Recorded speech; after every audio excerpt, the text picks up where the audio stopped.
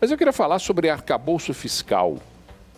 E para mostrar que há um descompasso dentro do governo Lula que precisa ser corrigido.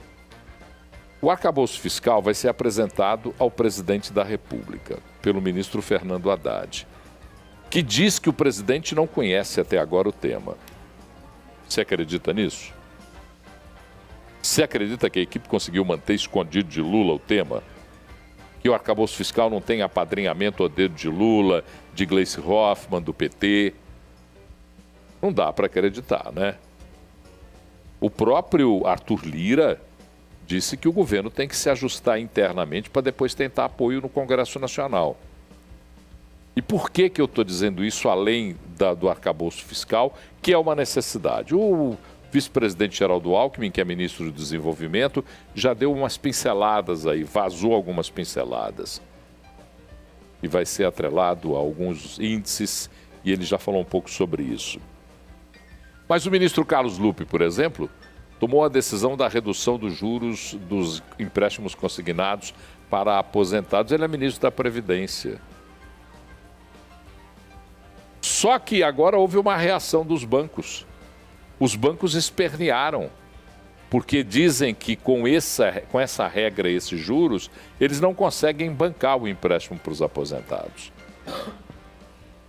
E aí, o ministro Lupe está enfrentando resistência agora aonde? Dentro do próprio governo, que acha que não devia ter tomado essa atitude, que essa atitude, segundo o que se apura, foi uma atitude voluntariosa, de determinação do próprio Lupe.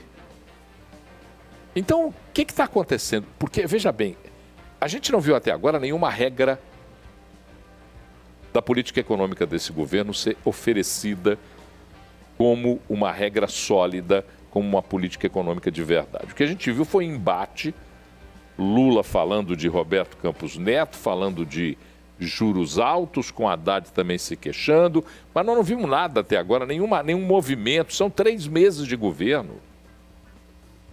O governo que participou de uma eleição de pelo menos 6 meses assume o governo e não tem um projeto econômico para ser apresentado. Aliás, não tem projeto nenhum, porque o que fez até agora foi requentar projetos antigos, alguns que a gente já sabe não deram certo no passado e que não darão certo no futuro ou no presente.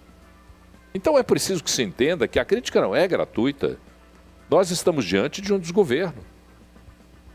Ganharam o poder numa colcha de retalhos, chamando todo mundo para dentro do barco, inclusive gente que a gente nem esperava que fosse ficar dentro do barco, ficou para dentro do barco, e agora não tem nada para apresentar para a sociedade.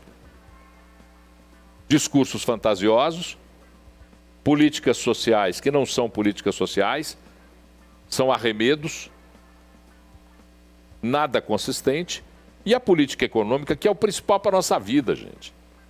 Põe a mão na consciência. Se não tiver jeito de pagar a comida, a luz, a água, o aluguel, o transporte, a escola do filho, o material escolar, se não tiver jeito de fazer isso, não tem vida. Você pode oferecer banho em cachoeira, em plena praça pública, que ninguém vai querer, porque a vida está uma porcaria antes do banho de cachoeira. E não vê nada, não se vê nada. Se vê descompasso, se vê conversa trocada, se vê conversa que não tem consistência. E aí a gente entende por que a Genial Quest divulga uma pesquisa dizendo que 94% dos operadores ou dos principais operadores do mercado financeiro não acreditam na política econômica do governo Lula e que 70% deles dizem que nós passaremos por recessão.